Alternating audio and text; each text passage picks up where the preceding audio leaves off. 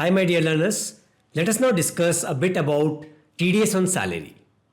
तो सैलरी होता क्या है, हम सबको पता है, right?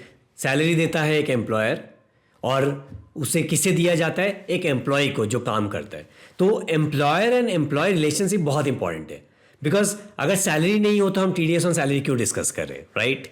So very clearly employer को हम फ्रॉम द TDS पर्सपेक्टिव एक पेयर या डिडक्टर भी कह सकते हैं. सिमिलरली एम्प्लॉय को हम एक पेई या फिर रेसिपिएंट या फिर डिडक्टी भी कह सकते हैं, बेसिकली जिसे सैलरी मिल रही है बट TDS काटने के बाद. So as a employer what is my responsibility? सबसे पहला काम क्या होता है? TDS law that is under income tax law says कि एज एन एम्प्लॉयर मुझे एम्प्लॉय के इनकम को एस्टिमेट करना होगा एनुअल बेसिस पे. तो what will I do? I am going to simply assume कि पूरे साल में एम्प्लॉय का सैलरी अगर मैं मंथली सैलरी को मल्टीप्लाई करूं 12 से, और अगर इफ़ आई एडजस्ट सारे एडजस्टमेंट्स को, डिडक्शंस को, एग्जाम्पशंस को, उसने अगर कुछ इन्वेस्टमेंट्स किया वगैरह वगैरह जो भी उसे अलाउड हो, उसे एक एस्टिमेट करने का टोटल करूं on an annual basis that उसकी सैलरी एक्स अमाउंट होती है. वंस आई नो दैट, उसके बाद हमें क्या करना है? I need to just divide it by 12, assuming कि वो एम्प्लॉय पूरे 12 महीने मेरे फर्म में, मेरे कंपनी में काम कर रहा है. 12 से डिवाइड करें, एवरी मंथ में इक्वली उसे टैक्स उसका डिडक्ट करता रहूंगा. बट टैक्स डिडक्ट करने के लिए मैं कौन सा टैक्स रेट यूज करूं?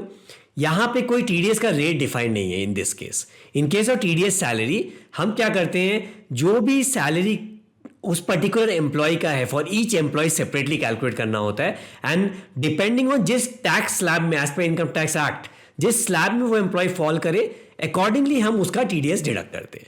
तो एक बार आपने एस्टिमेट कर लिया एनुअल इनकम, हम चेक करेंगे वो कौन से स्लैब में फॉल करता है. वंस यू नो ओके ये इस पर्टिकुलर स्लैब में फॉल करता है, उसका एस्टिमेटेड टैक्स कैलकुलेट किया जाएगा, उसको नंबर ऑफ मंथ से इक्वली डिवाइड करें, एवरी मंथ हम डिडक्ट करेंगे. अच्छा सर, इस केस में सपोज कोई एम्प्लॉय बीच में छोड़ दे या उसके कुछ सैलरी में चेंज आ जाए, कोई इंक्रीमेंट मिल जाए तो क्या होगा? वेरी सिंपल, आपने जो भी ऑलरेडी डिडक्ट किया है वो ऑलरेडी डिडक्टेड है. उस पर्टिकुलर मंथ में जहां चेंज होता है आप री एस्टिमेट करोगे पूरे सैलरी को. वंस यू हैव री एस्टिमेटेड, वापस एस्टिमेट करने के बाद अब नई टैक्स लायबिलिटी जो आती है पूरे एनुअल लेवल पे, उसको आप बैलेंस मंथ से डिवाइड करोगे आफ्टर एडजस्टिंग जो TDS आपने ऑलरेडी काट लिया है. बहुत ही सिंपल प्रोसेस है. पोस्ट दिस, एक बार आपने दो तीन चीज हमें बहुत ख्याल रखना होगा, बहुत important in case of TDS on salary. एक, TDS ऑन सैलरी हमेशा करता है पेमेंट बेसिस पे, विच मीन्स जब भी आप सैलरी एक्चुअली पे करते हो अपने एम्प्लॉय को, उस वक्त TDS काटना जरूरी है. नॉट जबकि आप अपने बुक्स में उसे जस्ट क्रेडिट करते हो या कोई अकाउंटिंग एंट्री पास करते हो. सेकेंड, द मंथ जिसमें आपने पेमेंट किया और टैक्स डिडक्ट किया, उस मंथ के following month, that is the next month के within 7th of that month आपको टैक्स गवर्नमेंट को जमा देना होगा. Only in case of month of March there is an exception, जहां पे 30th अप्रैल का टाइम दिया जाता है, बिकॉज इट्स ईयर एंड, तो हम थोड़ा ज्यादा टाइम देते हैं एम्प्लॉयर्स को to adjust, understand and then pay the taxes to the government exchequer.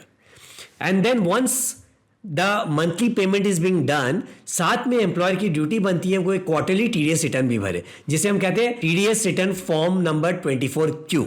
It's a very simple name, 24Q TDS return file करना. तो उसके बेसिस पे एम्प्लॉय के अकाउंट में, दैट इज उसके इनकम टैक्स अकाउंट में, वो रिफ्लेक्ट करता है कि हाँ मेरे बिहाफ में मेरे एम्प्लॉयर ने एक्स सैलरी के अगेंस्ट में इतना TDS काटा है.